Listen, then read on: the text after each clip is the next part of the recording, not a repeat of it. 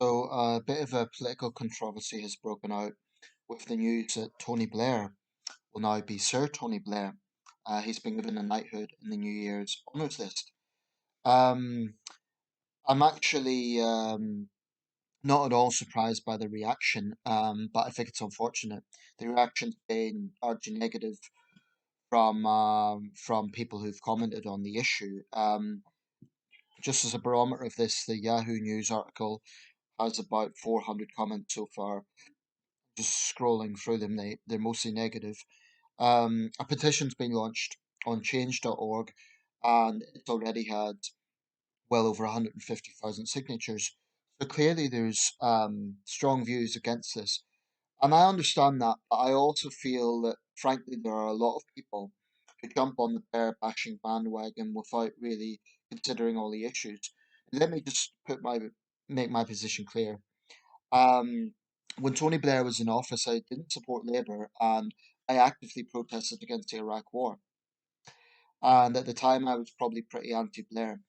But over the years, as I've learned more about politics, learned more about how hard premiership is, learned more about Blair's tenure in government, I actually think Tony Blair is, well, I think he's the best Prime Minister of my lifetime. Um, I've not much problem in saying that. And I think that, yeah, I put him ahead of Thatcher. Um, I think that the negative side of Blair's legacy too often clouds over the positive side. This is not to say that the negative side should be downplayed because it is pretty significant, but I just feel frustrated that people, in my opinion, are very narrow-minded with this. They don't look at the whole picture. And I do think a lot of people jump on the bandwagon. Now, firstly, on the honour system, it's controversial to begin with. A lot of people say that there's too many celebrities get awards. I'd agree with that. I think that there's too many people get awards in the honour system and they've already been rewarded by their industry, whether it be respectively in acting or in the arts, in singing and so on. Just going to read out a little bit from Metro here. Suetoni described the honour as an immense honour and thanked all those who served alongside me in politics, public service, and all parts of our society for their dedication and commitment to our country. Common Speaker Sir Lindsay Hoyle told the BBC it should be given to all ex-Prime Ministers, including David Cameron, because it is one of the toughest jobs in the world. He said, whatever people might think, it is one of the toughest jobs in the world, and I think it is respectful and it's the right thing to do, whether it's to Tony Blair or to David Cameron. Well, that's a point that people are ignoring. You know, they vilify prime ministers, but I mean, these people have the weight of a nation on their shoulders.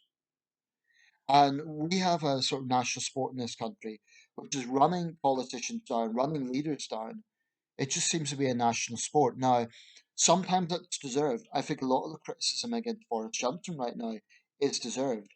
I think Johnson is out of touch. I think he's made too many blunders. He probably has to go.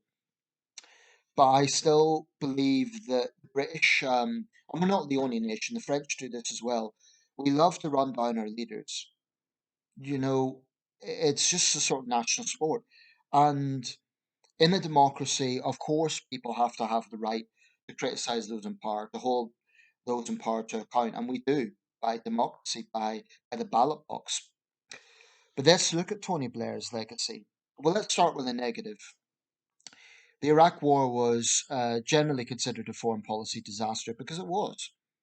It was based on dodgy intelligence, as the Chilcot inquiry found in 2016, and Bush and Blair made that the focus, the WMD the focus of the invasion of Iraq, rather than human rights issues, of which Iraq under Saddam was absolutely appalling. Let's not forget.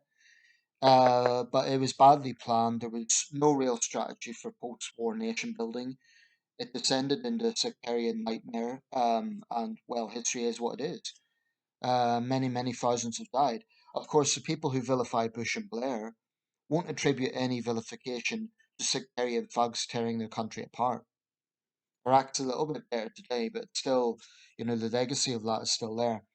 But, you know, if you're going to condemn Bush and Blair for being warmongers, condemn various sectarian militias that are also operating there, or did operate there.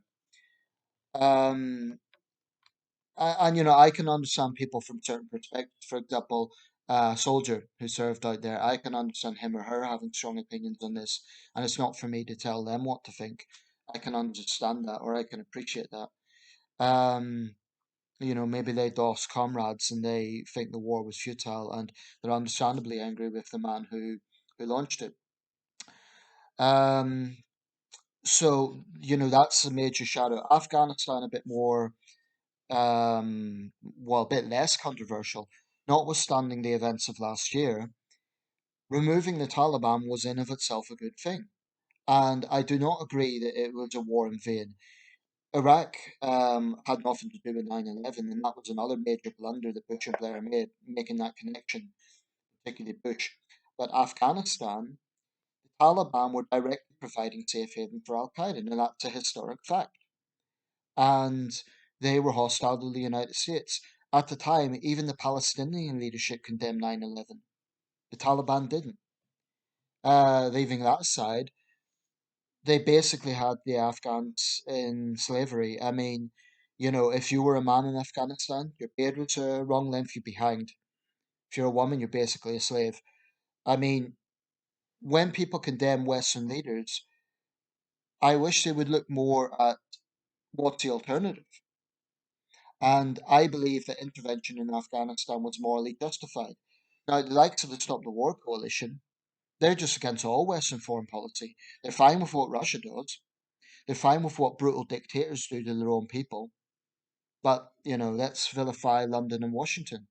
That's always been the attitude of the Stop the War coalition. It's why I think they have no credibility as an organization, because they're not consistent. Now, in terms of war crimes with Iraq, that's for legal experts to determine. The fact of the matter is, Saddam was flouting UN resolutions. Now, going it alone, Bush and Blair, or at least leading alone, it wasn't entirely alone. Italy and a coalition of countries were also involved, but not as widespread. Not, it didn't have the same support as Afghanistan. So there may well be legal questions on that. But until that really gets elevated, until there is a significant push by international lawyers to say these men committed war crimes, let's try them at The Hague, then I think that's hot air. Um, I'm not a legal expert. I don't know what legal rights and wrongs of the conflict were. I know what the moral argument is, and I believe that removing a genocidal dictator was in of itself not a bad thing. Like I say, the problem was in the post-war planning, which led to thousands and thousands of Iraqi deaths and also thousands of British, American, and other coalition troops wounded in conflict and killed. Iraq is always going to cloud his legacy. But, this man was in power for over 10 years. Look at the domestic front. Tony Blair's government introduced a minimum wage, which profoundly impacted labour rights. I think it was a very positive thing. Tony Blair's government abolished fox hunting. The hunt lobby looked at loopholes around that. But for anyone who's interested in animal welfare, that was a major step in the right direction, in my opinion. Sustained economic and jobs growth. That's a positive thing. Bringing peace to Northern Ireland. Again, there's some question marks on that, but you have to look in context. Northern Ireland, despite the problems it has today, it's still in a better position than it was during the Troubles. Peace to Sierra Leone. That's a foreign policy decision that was largely successful and largely forgotten. Um, and there's a host of other things that I think that Blair's government, not just Tony Blair himself, also leading figures in that government like Jack Straw and Robin Cook and others, deserve credit for. Um, and I just wish people would be a little bit more open minded when it comes to assessing Blair. I'm not talking about criticism of Blair, I'm talking about his blind vitriol. It's even on his Instagram page, the Tony Blair Faith Foundation. It's all manure about, oh, you are, well, I won't even repeat the language. It's not an intelligent argument. This isn't like solid, legitimate criticism. It's just toilet language.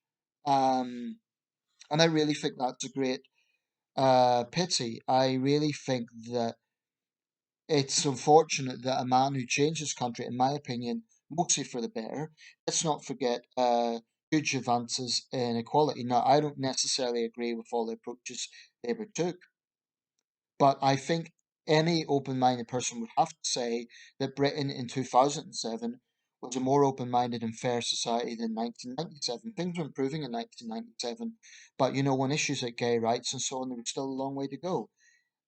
In the Blair years, all that improved.